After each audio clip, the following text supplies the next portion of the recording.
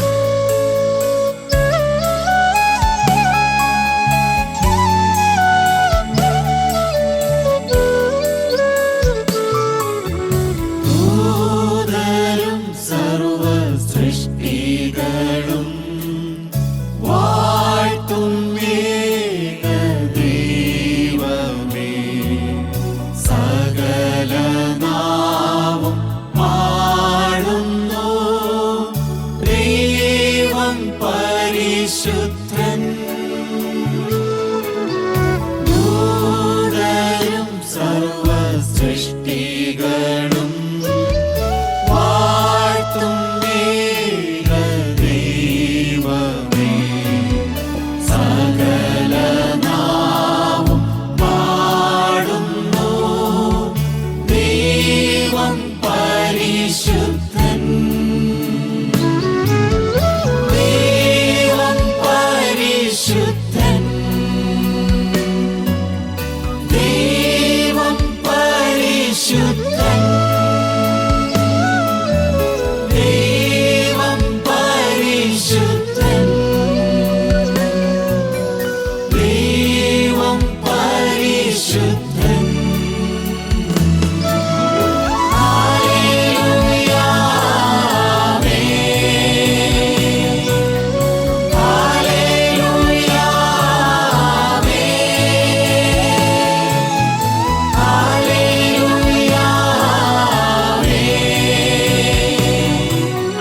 Hallelujah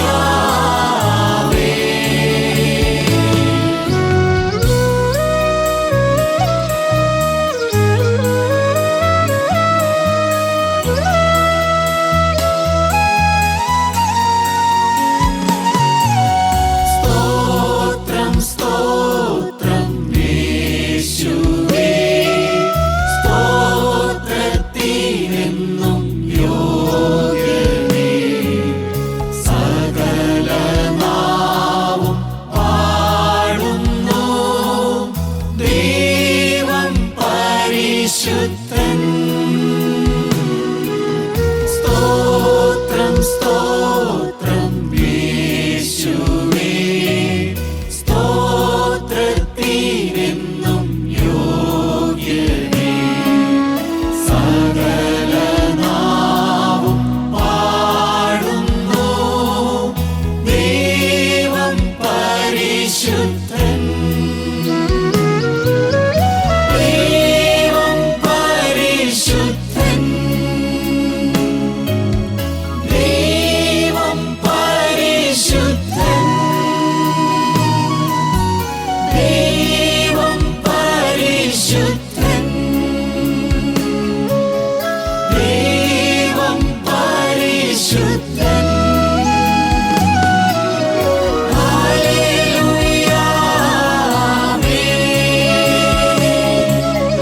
hallelujah hallelujah hallelujah hallelujah hallelujah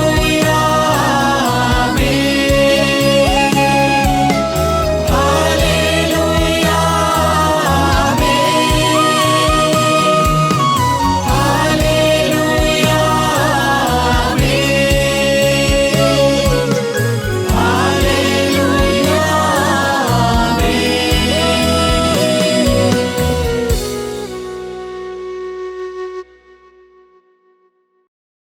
ദൈവ തിരുനാമത്തിന് മഹത്വമുണ്ടാകട്ടെ.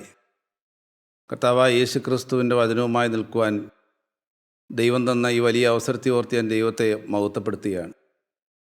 ഇന്നത്തെ തിരുവചന ശുശ്രൂഷയ്ക്ക് വേണ്ടി ഒരു വാക്യം നമുക്ക് വായിച്ചു കേൾക്കാം. മത്തായിയുടെ സുവിശേഷം 16-ാമത്തെ അധ്യായം അതിൻ്റെ 19-ാമത്തെ വാക്യം. സ്വർഗരാജ്യത്തിൻ്റെ താക്കോൽ ഞാൻ നിനക്ക് തരുന്നു. നീ ഭൂമിയിൽ കെട്ടുന്നതൊക്കെയും സ്വർഗത്തിൽ കെട്ടപ്പെട്ടിരിക്കും, നീ ഭൂമിയിൽ അഴിക്കുന്നതൊക്കെയും സ്വർഗത്തിൽ അഴിഞ്ഞിരിക്കും എന്ന് ഉത്തരം പറഞ്ഞു. പത്രോസ് അപ്പോസ്തലൻ്റെ ജീവിതത്തിലെ ഏറ്റവും ഭാഗ്യകരമായ ഒരു അവസ്ഥയും ഏറ്റവും ഭാഗ്യകരമായൊരു നിമിഷവുമായിരുന്നു കർത്താവായ യേശുക്രിസ്തുവുമായിട്ടുള്ള ആ സംഭാഷണം. ദൈവരാജ്യത്തിൽ പ്രവേശിക്കുവാനുള്ള ഭാഗ്യം പത്രോസ് അപ്പോസ്തലന് കർത്താവായ യേശുക്രിസ്തു കൊടുക്കുകയാണ്. ദൈവരാജ്യത്തിൻ്റെ താക്കോൽ പത്രോസിനെ ഏൽപ്പിക്കുകയാണ്. അവിടെ യേശു ഉത്തരം പറഞ്ഞതായിട്ടാണ് നാം വായിച്ച് കേട്ടത്. ദൈവം തന്നോട് ജാഗരിക്കുന്നവർക്ക് ഉത്തരം കൊടുക്കുന്ന ദൈവമാണ്. മോശയ്ക്ക് ഹൊറേബ് പർവ്വതത്തിന്മേൽ ഉത്തരം നൽകിയ ഒരു ദൈവമാണ്. അബ്രാഹാമിന് മോറിയ മലയിൽ വെച്ച് ഉത്തരം നൽകിയ ഒരു ദൈവം.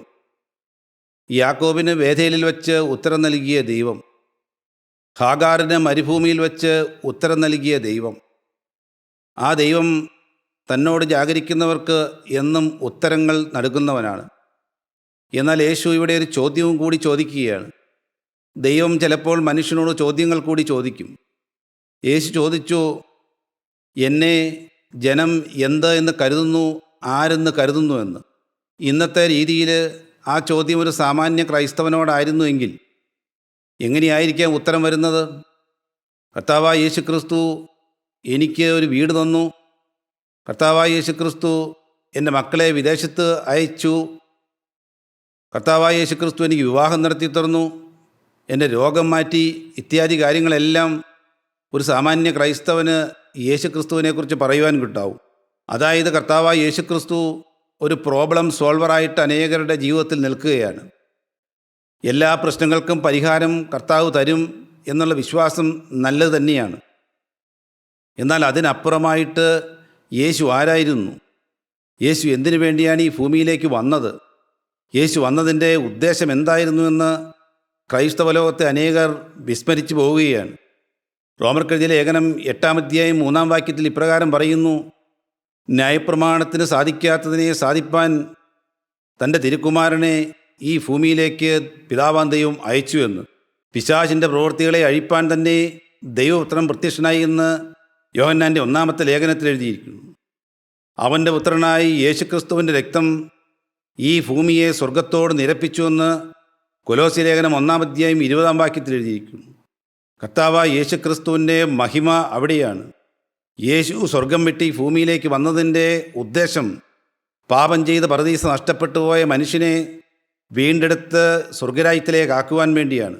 സ്വരൂപവും തേജസ്സും നഷ്ടപ്പെട്ടു പോയ മനുഷ്യനെ വീണ്ടെടുത്ത് ദൈവരാജ്യത്തിലേക്ക് കൊണ്ടുവരിക എന്നുള്ള ഒരേ ഒരു ഉദ്ദേശം മാത്രമേ കർത്താവായ യേശുക്രിസ്തുവിന് ഉണ്ടായിരുന്നുള്ളൂ. കർത്താവായ യേശുക്രിസ്തു എന്ന അത്ഭുത പ്രകാശത്തെ അതുകൊണ്ട് അനേകം ജനങ്ങൾക്ക് മനസ്സിലായില്ല. യേശു എന്ന ആ വെളിച്ചത്തെ അനേകർ ഉൾക്കൊള്ളുന്നില്ല. കർത്താവായ യേശുക്രിസ്തു എന്ന വെളിച്ചം ഈ ഭൂമിയിലേക്ക് വന്നു. എന്നാൽ വെളിച്ചത്തേക്കാൾ അധികം മനുഷ്യൻ ഇരുളിനെ സ്നേഹിക്കുന്നുകൊണ്ട് പിശാചിൻ്റെ പുറകെ പോകുകയാണ്. സത്യവെളിച്ചം ഈ ലോകത്ത് വന്നുവെങ്കിലും വെളിച്ചത്തെ അനേകർ കൈക്കൊള്ളുന്നില്ല. അനേകരുടെ കണ്ണ് കുരുടായിപ്പോയി. എന്നാൽ അനേകർക്കും കർത്താവായ യേശുക്രിസ്തു വരണ്ട നിലത്തെ ഒരു ഇളയ തൈ മാത്രമാണ്. അവന് രൂപഗുണമില്ല, കണ്ടാൽ ആഗ്രഹിക്കത്തക്ക സൗന്ദര്യമില്ല. അവൻ വ്യസനം ശീലിച്ചവനായും രോഗം ശീലിച്ചവനായുമെല്ലാം ഇരിക്കുകയാണ്. യേശുക്രിസ്തുവിൻ്റെ വില അനേകർ മനസ്സിലാക്കിയിട്ടിരുന്നില്ല. അങ്ങനെ ഇരിക്കട്ടെ, ലോകക്കാർക്ക് കർത്താവായ യേശുക്രിസ്തു ഒരു പ്രോബ്ലം സോൾവറായി ഇരിക്കട്ടെ. എന്നാൽ നിങ്ങൾ എന്നെക്കുറിച്ച് എന്താണ് പറയുന്നത്? ശിഷ്യന്മാർ പറഞ്ഞു, നിന്നെ ഒരു പ്രവാചകന്മാരിൽ ഒരുത്തനായിട്ടോ ഇരമ്യ പ്രവാചകനെന്നോ അല്ലെങ്കിൽ യോഹന്നാൻ സ്നാപകനെന്നോ ഒക്കെയായിട്ടാണ് ജനം കരുതുന്നത്. അതങ്ങനെ നിൽക്കട്ടെ, നിങ്ങളെന്നെക്കുറിച്ച് എന്ത് കരുതുന്നു? അപ്പോൾ ചാടി പത്രോസ് ഉത്തരം പറഞ്ഞു, നീ ജീവനുള്ള ദൈവത്തിൻ്റെ പുത്രനായ ക്രിസ്തു എന്ന്. യേശു അപ്പോൾ അവനോട് ഉത്തരം പറഞ്ഞു, ബർയോന ശീമോനെ, നീ പറഞ്ഞത് സത്യമായ കാര്യമാണ്. ബർയോന ശീമോനെ, ഇതേതെങ്കിലും വികാര തള്ളിച്ചയിലല്ല ഇത് പറഞ്ഞത്. കേവലം ജഡരക്തങ്ങളുടെ വികാര തള്ളിച്ചയിലല്ല ഇത് പറഞ്ഞത്. സ്വർഗസ്ഥനായ എൻ്റെ പിതാവ് ഇത് നിനക്ക് വെളിപ്പെടുത്തി തന്നതാണ്. സ്വർഗസ്ഥനായ പിതാവ് നിനക്ക് വെളിപ്പെടുത്തി തന്ന ഒരു വചനമാണിത്. നീ ജീവനുള്ള ദൈവത്തിൻ്റെ പുത്രനായ ക്രിസ്തു എന്നത്. കർത്താവായ യേശു ക്രിസ്തുവിൻ്റെ വചനം പ്രസ്താവിക്കുവാൻ അങ്ങനെ പത്രോസ് അപ്പോസ്തലന് ഭാഗ്യം കിട്ടി. പിന്നീടൊരവസരത്തിലും അപ്പോസ്തലൻ ഈ ദൈവത്തിൻ്റെ വചനം മാറ്റമില്ലാതെ പറഞ്ഞു. അന്ന് സഹീയോൻ മാളികയിൽ എല്ലാവരും കൂടിയിരിക്കെ പരിശുദ്ധാത്മാവ് നിറഞ്ഞു വന്നപ്പോൾ യോവേൽ പ്രവാചകനെ ഉദ്ധരിച്ചുകൊണ്ട് പത്രോസ് അപ്പോസ്തലൻ ഒരു മാനസാന്തര പ്രസംഗം നടത്തുവാൻ പറ്റി. സ്വർഗത്തിൻ്റെ മണിമുത്തുകൾ യോവേൽ പ്രവാചകനെ ഉദ്ധരിച്ചുകൊണ്ട് പത്രോസ് അപ്പോസ്തലൻ അവിടെ പ്രഖ്യാപിക്കുകയുണ്ടായി. അനേകർ മാനസാന്തരപ്പെട്ടു. കർത്താവായ യേശുക്രിസ്തു ബർയോന ശീമോനെ എന്നാണ് വിളിച്ചതവനെ. ദൈവത്തിന് നമ്മെ ഓരോരുത്തരെയും പേര് വിളിക്കണമെന്ന് ആഗ്രഹമുണ്ട്. ഒരിക്കൽ അവൻ മോശയെ പേര് വിളിച്ചു, മോശേ മോശേ എന്ന് വിളിച്ചു. അബ്രഹാമിനെ അബ്രഹാമേ അബ്രഹാമേ എന്ന് വിളിച്ചു. ശമുവേലിനെ ശമുവേലേ ശമുവേലേ എന്ന് വിളിച്ചു. കർത്താവായ യേശുക്രിസ്തുവിന് നമ്മെ ഓരോരുത്തരെയും പേര് വിളിക്കണമെന്നുണ്ട്. ഈ സ്വർഗത്തിന് നമ്മെ പേര് വിളിക്കണമെന്നുണ്ട് സഹോദരങ്ങളെ. എന്നാൽ നാം ആ പേര് വിളിക്കത്തക്ക രീതിയിൽ യേശുക്രിസ്തുവുമായിട്ട് ബന്ധത്തിലാണോ ഇരിക്കുന്നത്? യേശുവുമായിട്ട് നമുക്ക് താതാത്മ്യം പ്രാപിച്ച ഒരു ബന്ധമുണ്ടെങ്കിൽ മാത്രമേ കർത്താവിന് നമ്മെ പേര് വിളിക്കാൻ പറ്റുകയുള്ളൂ. നാം ഏതെങ്കിലും അനിഷ്ടമായ കാര്യങ്ങളിലോ പാപപ്രവണതയിലോ ജീവിച്ചു വരികയാണെങ്കിൽ എങ്ങനെ യേശുവിന് പേര് വിളിക്കാൻ പറ്റും? ഒരു മദ്യപാനിയെ എങ്ങനെ കർത്താവിന് പേര് വിളിക്കാൻ പറ്റും? ഒരു പുകവലിക്കാരനെ കർത്താവിനെങ്ങനെ പേര് വിളിക്കാൻ പറ്റും? ഫോഷ്ക്ക് മാത്രം പറയുകയും അശുദ്ധിയിൽ ജീവിക്കുകയും ചെയ്യുന്ന ഒരു വ്യക്തിയെ കർത്താവിന് എങ്ങനെ പേര് വിളിക്കാൻ പറ്റും? യേശു ക്രിസ്തുവിന് നമ്മെ പേര് വിളിക്കണമെന്നുണ്ട്. പേര് വിളിക്കണമെങ്കിൽ എന്താണ്? കൊമ്പും മുന്തിരിവള്ളിയും തമ്മിൽ ചേർന്നിരിക്കുന്നത് പോലെ കർത്താവായ യേശു ക്രിസ്തുവുമായി പറ്റിച്ചേർന്ന ഒരു ജീവിതം വേണം. കൊമ്പിന് മുന്തിരിവള്ളിയിൽ വസിച്ചിട്ടല്ലാതെ ഫലം കായ്ക്കാൻ പറ്റാത്തതുപോലെ ഒരു ജീവിതമുള്ളവർക്ക് പേരെ കർത്താവ് വിളിക്കുകയുള്ളൂ. ഒരു നുകം കഴുത്തിൽ എങ്ങനെ പറ്റിച്ചേർന്നിരിക്കുന്നുവോ അതുപോലെ യേശുവുമായി പറ്റിച്ചേർന്ന ഒരു ജീവിതമുള്ളവർക്ക് മാത്രമേ കർത്താവ് പേര് വിളിക്കുകയുള്ളൂ. അതുപോലെ തന്നെ കുശവൻ്റെ കയ്യിലെ കളിമണ്ണ് പോലെ അത് പറ്റിയിരുന്നു കഴിഞ്ഞാൽ അത് അത്ര വേഗമൊന്നും പോവുകയില്ല. അത്രമാത്രം കുശവൻ്റെ കയ്യിലെ കളിമണ്ണ് പോലെ പറ്റിയിരിക്കണം. യേശുവിന് ആഗ്രഹിക്കുന്ന രീതിയിൽ നമ്മെ മെനയുവാൻ യേശുവിന് മുമ്പാകെ നാം വിട്ടുകൊടുത്തവരായിരിക്കണം. കർത്താവിൻ്റെ ഇഷ്ടത്തിനനുസരിച്ച് നാം വിട്ടുകൊടുത്ത ഒരു ജീവിതം ഈ ഭൂലോകത്ത് നയിക്കുമെങ്കിൽ തീർച്ചയായും യേശു നമ്മെ പേരെടുത്ത് വിളിക്കും. അതുകൊണ്ട് ഈ ലോകത്തോട് വേർപാട് പാലിച്ച് ഈ ലോകത്തോട് പറ്റുമാനമില്ലാത്തൊരു ജീവിതമുണ്ടെങ്കിൽ യേശു നമ്മെ പേര് വിളിക്കും. സഹോദരങ്ങളെ, എന്തിനാണ് ഈ വേർപാടെന്ന് പറയുന്നത്? വേർപാടെന്ന് പറയുന്നതിന് കാരണമുണ്ട്. കാരണം നമ്മുടെ ദൈവമെന്ന ഏകസത്യ ദൈവം മാത്രമേ ഒരു മനുഷ്യൻ്റെ പാപം ചുമക്കുവാൻ തയ്യാറുള്ളൂ.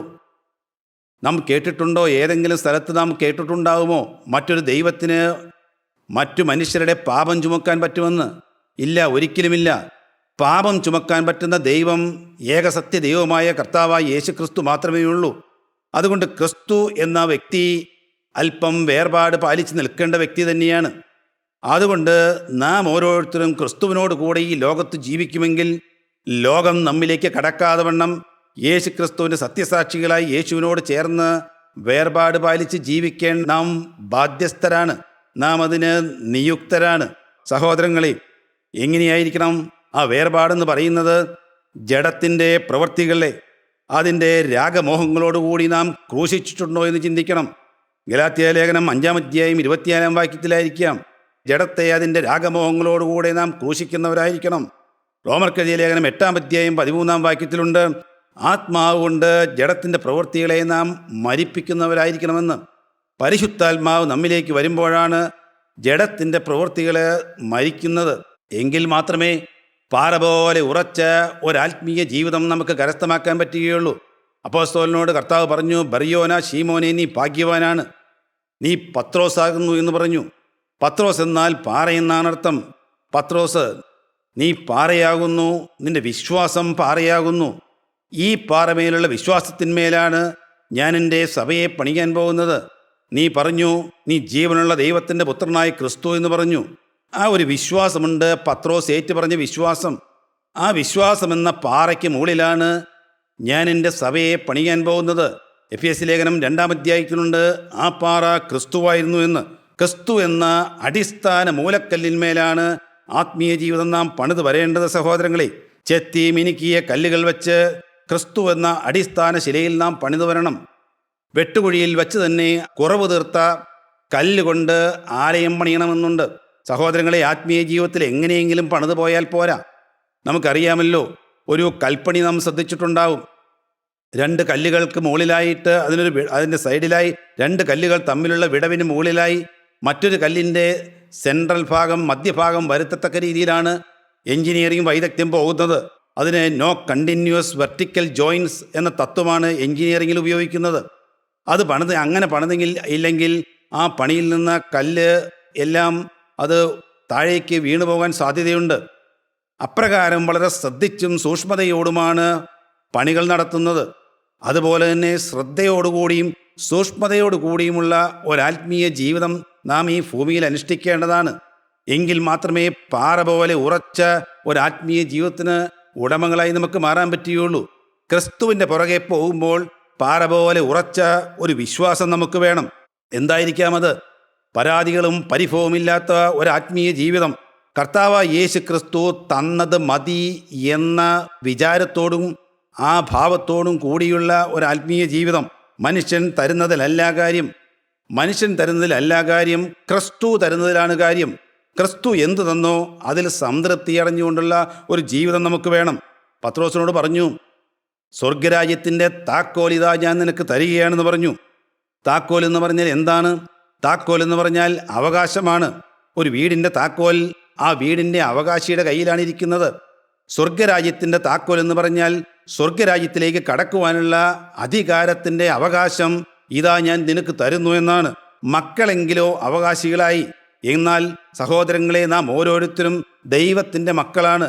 കാൺമീൻ, നാം ദൈവമക്കളെന്ന് വിളിക്കുവാൻ സ്വർഗം ഒരു വലിയ ഭാഗ്യം നമുക്ക് ചെയ്തു തന്നിട്ടുണ്ടല്ലോ.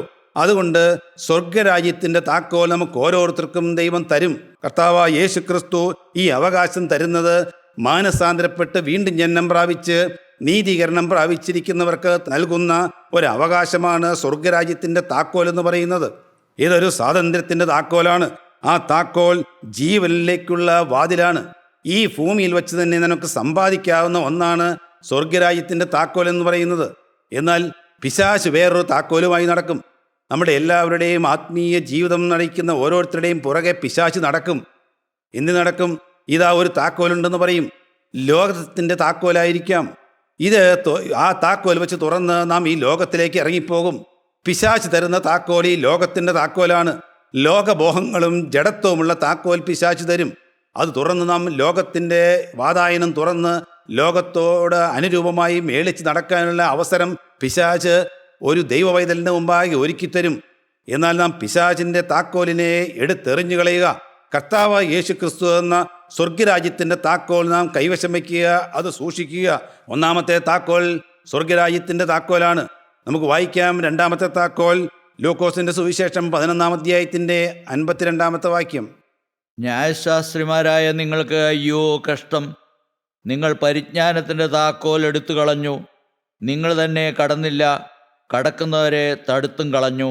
ക്രിസ്തുവിൻ്റെ സുവിശേഷം മനസ്സിലാക്കുവാനുള്ള താക്കോലാണ് പരിജ്ഞാനത്തിൻ്റെ താക്കോൽ എന്ന് പറയുന്നത്. യേശു ആരെന്ന് മനസ്സിലാക്കി ഈ ഭൂമിയിൽ ആത്മീയ ജീവിതം നയിക്കുന്നതിനെയാണ് പരിജ്ഞാനത്തിൻ്റെ താക്കോൽ എന്ന് പറയുന്നത്. നമുക്കറിയാം, പിറവിക്കുരുടൻ്റെ കഥയറിയാം. അവന് കർത്താവായ യേശു ക്രിസ്തു ചേറ് കുഴച്ച് കണ്ണ് വെച്ചു കൊടുത്തു. അവനോട് പറഞ്ഞു, നീ ശീലോഹോം കുളത്തിൽ പോയി കഴുകാൻ പറഞ്ഞു. അവൻ പോയി കഴുകി സൗഖ്യം പ്രാപിച്ച് വന്നപ്പോൾ അത് യഹൂദന്മാരായ പ്രമാണിമാർ പറഞ്ഞു, യേശു ശാബത്തിൽ അത് ചെയ്തത് അങ്ങനെ പാപം ചെയ്തിരിക്കുകയാണെന്ന് പറഞ്ഞു. അവൻ പാപിയാണെന്നെല്ലാം പറഞ്ഞു. എന്നാൽ ഈ കുരുടനോട് ചോദിച്ചപ്പോൾ കുരുടൻ എന്ത് പറഞ്ഞു? അത് യോഹന്നാന്റെ സുവിശേഷം 9-ാം അധ്യായത്തിൻ്റെ 25-ാമത്തെ വാക്യം വായിക്കുമ്പോൾ നമുക്ക് മനസ്സിലാകും. അവൻ പാപിയോ ഇല്ലയോ എന്നൊന്നും ഞാൻ അറിയുന്നില്ല. ഞാൻ ഒരു കാര്യം അറിയുന്നു, ഞാൻ പിറവിയിലെ തന്നെ, ഞാൻ ജനിച്ചപ്പോൾ തന്നെ കുരുടനായിട്ടാണ് ഈ ഭൂമിയിലേക്ക് പിറന്നത്. എനിക്കൊരാത്മീയമായ കാഴ്ചപ്പാടില്ലായിരുന്നു. എന്നാൽ ക്രിസ്തു എൻ്റെ കണ്ണ് വെച്ചു തന്നു. എനിക്ക് ഇപ്പോൾ കാഴ്ചപ്പാട് കിട്ടി. അതിനെയാണ് ഈ പരിജ്ഞാനം എന്ന് പറയുന്നത്. കർത്താവായ യേശു ക്രിസ്തു ഈ ഭൂമിയിൽ ഒരുത്ത് നൽകുന്ന പരിജ്ഞാനമെന്ന് പറയുന്നത് യേശുവിനെ മനസ്സിലാക്കുവാനുള്ള പരിജ്ഞാനമാണ്. സ്വർഗത്തെ മനസ്സിലാക്കുവാനുള്ള പരിജ്ഞാനമാണ്. അത് ഞാൻ കുരുടനായിരുന്ന എനിക്ക് ദാനമായി തന്നു എന്നാണ്. ആ പരിജ്ഞാനത്തിൻ്റെ താക്കോൽ നാം സമ്പാദിക്കണം സഹോദരങ്ങളെ. ഒരിക്കൽ വിദ്വാൻമാർ കർത്താവായ യേശു കുഞ്ഞിനെ കണ്ടതിന് ശേഷം അവർ തിരികെ ഹെരോദാവിൻ്റെ കൊട്ടാരത്തിലേക്ക് പോയില്ല. എന്തായിരുന്നു കാര്യം? അവിടെ ചെന്നാൽ യേശു പരാജയപ്പെട്ടു പോകുമെന്നായിരുന്നു. യേശു പരാജയപ്പെടരുത് എന്നുള്ള അറിവിനെയാണ് ഈ പരിജ്ഞാനത്തിൻ്റെ താക്കോൽ എന്ന് പറയുന്നത്. യേശു ഒരിക്കലും നമ്മുടെ നിത്യജീവിതത്തിൽ പരാജയപ്പെട്ടു പോകരുത്. നാം ദൈനംദിന ജീവിതത്തിൽ ചെയ്തു കൂട്ടുന്ന കാര്യങ്ങളിൽ യേശു പരാജയം വരരുത്. ഒരാത്മീയൻ്റെ ജീവിതത്തിൽ ഏറ്റവും കാതലായി നാം ശ്രദ്ധിക്കേണ്ട കാര്യമാണ്, നാം ചെയ്യുമ്പോൾ യേശു എന്നെ നോക്കിക്കൊണ്ടിരിക്കുകയാണ്. യേശു എന്നെ നോക്കുമ്പോൾ ഇതാ എൻ്റെ പരിജ്ഞാനത്തിൻ്റെ താക്കോൽ ഞാൻ എടുത്തു കളഞ്ഞോ എന്ന് യേശു നോക്കുന്നു. സഹോദരങ്ങളെ, യേശു ക്രിസ്തുവിൽ ചാരി മാത്രമേ ഒരു മനുഷ്യന് ദൈവരാജ്യത്തിൽ എത്താൻ പറ്റുകയുള്ളൂ എന്നുള്ളതിനെയാണ് ഈ പരിജ്ഞാനമെന്ന് പറയുന്നത്. നമുക്ക് വായിക്കാം 3-ാമത്തെ താക്കോൽ ഏതാണെന്ന്. യെശയ്യാ പ്രവചനം 22-ാം അധ്യായത്തിൻ്റെ 22-ാമത്തെ വാക്യം. ഞാൻ ദാവീദ് ഗൃഹത്തിൻ്റെ താക്കോൽ അവൻ്റെ തോളിൽ വയ്ക്കും. അവൻ തുറന്നാൽ ആരും അടയ്ക്കുകയില്ല, അവൻ അടച്ചാൽ ആരും തുറക്കുകയുമില്ല. ദാവീദ് ഗൃഹത്തിൻ്റെ താക്കോൽ 3-ാമത്തെ താക്കോലാണ്. എന്താണ് ദാവീദ് ഗൃഹം എന്നുള്ളത് മനസ്സിലാക്കണമെങ്കിൽ ദാവീദ് ഗൃഹത്തിന് ആ സമയത്ത് എന്ത് പറ്റിയെന്ന് മനസ്സിലാക്കണം. യെശയ്യാ പ്രവാചകന്റെ പുസ്തകം 22-ാം അധ്യായത്തിൻ്റെ 9-ാം വാക്യത്തിൽ ദാവീദ് ഗൃഹത്തിന് ഇടിവുകൾ അനവധിയാണെന്നുണ്ട്. അവിടെ മറ്റ് കാര്യങ്ങൾ പറഞ്ഞുകൊണ്ടാണ് ആ ഭാഗമെങ്കിലും ഒരു പുതിയ നിയമ ക്രൈസ്തവന്റെ ജീവിതത്തിലേക്ക് വരുമ്പോൾ ദാവീദ് ഗോത്രത്തിൻ്റെ ഹൃദയം എന്ന് പറയുന്നത് നമ്മുടെ ഓരോരുത്തരുടെയും ഹൃദയമാണ്. അതെങ്ങനെയാണ് ഇടിവ് പറ്റുന്നത്? ഹൃദയത്തിൻ്റെ മതിലുകൾ ഇടിഞ്ഞു പോകുമ്പോഴാണ്. പാപം മരിച്ചരിച്ച് കയറി വരികയും പാപം ഒരു മനുഷ്യനിലേക്ക് കയറി വരികയും ചെയ്യുമ്പോഴാണ് ഹൃദയത്തിൻ്റെ മതിലുകൾ ഇടിഞ്ഞു പോകുന്നത്. ആത്മാവ് തകർന്നു പോകുന്നു. ആത്മാവ് ലോകത്തിന് അധീനപ്പെട്ടു പോകുന്നു. ലോകത്തോട് പറ്റുമാനം വരുന്നു. വേർപാട് നഷ്ടപ്പെട്ടു പോകുമ്പോഴാണ് ഹൃദയത്തിൻ്റെ മതിലുകൾ ഇടിയുക എന്ന് പറയുന്നത്. അപ്പോൾ ഹൃദയത്തിൻ്റെ മതിലുകൾ ഇടിയുമ്പോഴാണ് ഒരാത്മീയന് വിട്ടതും വെറുത്തതുമായ സംഭവങ്ങളെല്ലാം തിരികെ അവൻ്റെ ജീവിതത്തിലേക്ക് വരുന്നത്. ഒരു കാലത്ത് കർത്താവായ യേശുക്രിസ്തുവിൻ്റെ നിത്യസത്യമായ വചനം കേട്ടു ഒരു മാനസാന്തരത്തിൻ്റെ അനുഭവത്തിലൂടെ ഈ ലോകത്ത് ജീവിക്കുവാൻ തുടങ്ങി. പിന്നീടെന്തുണ്ടായി? പിന്നീട് അവൻ ലോകവുമായി പറ്റുവാനും വന്നു കഴിയുമ്പോൾ വിട്ടതും വെറുത്തതുമായ സകല പാപങ്ങളും സകല പ്രവണതകളും അവൻ്റെ ജീവിതത്തിലേക്ക് കടന്നു വരുന്നു. അതവനെ ഞെരുക്കിക്കളയുന്നു. അങ്ങനെ ദാവീദ് ഗോത്രത്തിൻ്റെ ആ മതിലുകളെല്ലാം ഇടിഞ്ഞു പോവുകയാണ്. ദാവീദ് ഗൃഹത്തിന് ഇടിവുകൾ പറ്റി, ഹൃദയത്തിന് ഇടിവുകൾ പറ്റുകയാണ്. യെശയ്യാ പ്രവാചകന്റെ പുസ്തകം 22-ാമത്തെ അധ്യായത്തിൻ്റെ 13-ാം വാക്യം നമുക്ക് വായിച്ചു നോക്കാം. ആനന്ദവും സന്തോഷവും, കാളയറുക്കുക, ആടറുക്കുക, ഇറച്ചി തിന്നുക, വീഞ്ഞു കുടിക്കുക, നാം തിന്നുക കുടിക്ക, നാളെ മരിക്കുമല്ലോ എന്നിങ്ങനെയായിരുന്നു. ദൈവം പണിയുവാനായി വിളിച്ചതാണ്. ദാവീദ് ഗൃഹം പണിതെടുക്കുവാനായി വിളിച്ചതാണ്. എന്നാൽ മനുഷ്യനിങ്ങനെ രട്ടൊടുക്കുന്നതിന് പകരം ചെയ്ത കാര്യങ്ങളാണ് ഇപ്പോൾ നാം വായിച്ചു കേട്ടത്. ദൈവം വിളിച്ചപ്പോൾ ദൈവത്തിലെങ്കിൽ അവർ തിരിഞ്ഞില്ല. എന്തുണ്ടായി? അതുകൊണ്ട് തന്നെ അവരുടെ ആത്മീയ ജീവിതം തകർന്നു പോയി. എന്തുണ്ടായി? അവർക്ക് കണ്ണുനീര് പറ്റിപ്പോയി. സമർപ്പണത്തിൽ നിന്ന് അവർ പുറകെ പോയി. ആത്മാവിൽ നഷ്ടപ്പെട്ടു പോയി. ആത്മാവിൽ ഞരക്കമായി തീർന്നു. എന്നാൽ സഹോദരങ്ങളെ, ദൈവം വീണ്ടും നമുക്ക് ഉദ്ധാരണങ്ങളുടെ ദൈവമാണ്.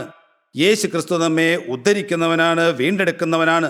നമുക്കറിയാം, ആമോസ് പ്രവാചകന്റെ പുസ്തകം 9-ാമത്തെ അധ്യായത്തിൻ്റെ 12-ാമത്തെ വാക്യത്തിൽ വീണുപോയ ദാവീദിൻ്റെ കൂടാരത്തെ അന്നാളിൽ അവൻ നിവർത്തുകയും അതിൻ്റെ പിളർപ്പുകളെ അടയ്ക്കുകയും അതിൻ്റെ ഇടിവുകളെ തീർക്കുകയും അതിനെ പുരാതന കാലത്തിലെന്ന പോലെ പണിയുകയും ചെയ്യുന്ന ഒരു ദൈവമുണ്ടെന്ന്.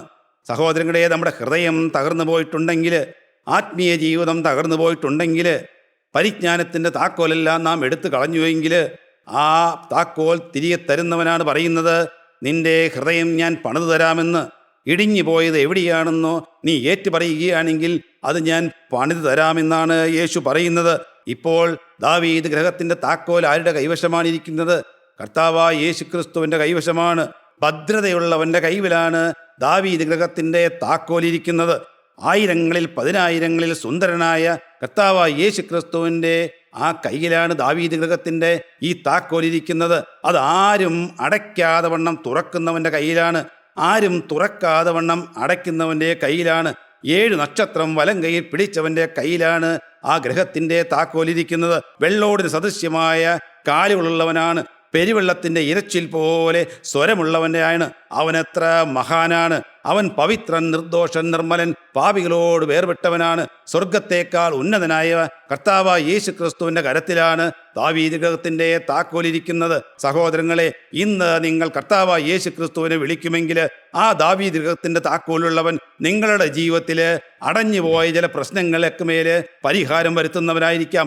അടഞ്ഞുപോയ ചില വാതിലുകളെ കർത്താവായ യേശു ക്രിസ്തു ഇന്ന് തുറന്നു തരും. എങ്കിലും നിങ്ങളുടെ ജീവിതത്തിൽ പല പ്രശ്നങ്ങൾ വന്ന് ഒരിക്കലും അടയ്ക്കാതെ കിടക്കുന്ന ചില പ്രശ്നങ്ങളുണ്ടായിരിക്കാം. എന്നാൽ ആരും തുറക്കാതെ വണ്ണം അടച്ചു തരുന്ന കർത്താവായ യേശു ക്രിസ്തുവാണ് നിങ്ങളോട് പറയുന്നത്. കർത്താവ് പറയുകയാണ്, നിങ്ങളെ ഞാൻ കർത്താവിൻ്റെ ആ വചനത്തിന് കീഴിലാക്കാം. നിങ്ങൾക്കാവശ്യമുള്ളത് എന്തെന്ന് ഞാൻ നിങ്ങൾ യാചിക്കുന്നതിന് മുമ്പേ ഞാൻ അറിയുന്നവനാണ്. ദാവീദ് ഗൃഹത്തിൻ്റെ താക്കോലുള്ളവൻ നമുക്ക് സുസ്ഥിരമായൊരു ജീവിതം ഈ ഭൂലോകത്ത് പ്രദാനം ചെയ്യാമെന്ന് പറയുകയാണ്. അതിനുവേണ്ടി നാം എങ്ങോട്ടാണ് നോക്കേണ്ടത്? അന്ന് കാൽവരി മലയിലെ ഗോകുൽത്തായിലേക്കാണ് നാം നോക്കേണ്ടത്. അവിടെയാണ് ദാവീദ് ഗൃഹത്തിൻ്റെ താക്കോലുള്ളവൻ ഇരിക്കുന്നത്. അവിടെ എന്താണ് നാം കാണുന്നതെന്ന് സഖര്യാ പ്രവചനം 13-ാം അധ്യായത്തിൻ്റെ 1-ാം വാക്യത്തിലേക്ക് വരുമ്പോഴുണ്ട്. അന്നാളിൽ ദാവീദ് ഗൃഹത്തിനും യെരൂശലേം നിവാസികൾക്കും പാപത്തിൻ്റെയും മാലിന്യത്തിൻ്റെയും പരിഹാരത്തിനായിട്ട് ഒരു ഉറവ തുറന്നിരിക്കും. ആ ഉറവയാണ് ജീവജലമൊഴുകുന്ന കർത്താവായ യേശു ക്രിസ്തുവിൻ്റെ പരിശുദ്ധ രക്തമൊഴുകുന്ന ആ ജീവജല നദിയുടെ ആരംഭമായ കർത്താവായ യേശു ക്രിസ്തുവിൻ്റെ തിരുവിലാവ്. ആ തിരുവിലാവിലാണ് പരിജ്ഞാനത്തിൻ്റെ താക്കോലും ദാവീദ് ഗൃഹത്തിൻ്റെ താക്കോലും അതുപോലെ സ്വർഗരാജ്യത്തിൻ്റെ താക്കോലുമുള്ളവൻ ഉടയവനായി നിൽക്കുന്നത്. അവങ്കിലേക്ക് നോക്കുക. തലയുയർത്തി അവങ്കിലേക്ക് നോക്കുക. വാതിലുകളെ നിങ്ങളുടെ തലകളെ ഉയർത്തുവിൻ, പണ്ടേയുള്ള കഥകളെ ഉയർന്നിരിപ്പിൻ, മഹത്വത്തിൻ്റെ രാജാവ് നിങ്ങളുടെ ഹൃദയത്തിലേക്ക് പ്രവേശിക്കട്ടെ എന്ന് നാം പ്രാർത്ഥിക്കുമ്പോൾ കർത്താവായ യേശുക്രിസ്തുവിൻ്റെ പരിശുദ്ധ രക്തം, അവിടെ പരിശുദ്ധ രക്തം കൊണ്ട് നമുക്ക് ഒരു മുദ്ര തരും. നമ്മുടെ ഭവനത്തിന്മേൽ കർത്താവായ യേശുക്രിസ്തുവിൻ്റെ പരിശുദ്ധ രക്തത്തിന്മേൽ ഒരു മുദ്ര തരും. ആ രക്തത്തിന്മേലുള്ള വിശ്വാസമാണ് സ്വർഗരാജ്യത്തിലേക്കുള്ള താക്കോല്, സ്വർഗരാജ്യത്തിലേക്കുള്ള അവകാശം. ആ വിശ്വാസം പ്രാപിച്ചവരായി നാം ഈ ഭൂമിയിൽ കർത്താവായ യേശുക്രിസ്തുവിനെ പിൻപറ്റി ജീവിക്കേണ്ടവരാണ്. അതിന് നമുക്ക് ദൈവത്തിൻ്റെ പരിശുദ്ധാത്മാവ് നമ്മെ സഹായിക്കട്ടെ. ദൈവനാമം മാത്രം മഹത്വപ്പെടട്ടെ. ദൈവത്തിന് സ്തോത്രം.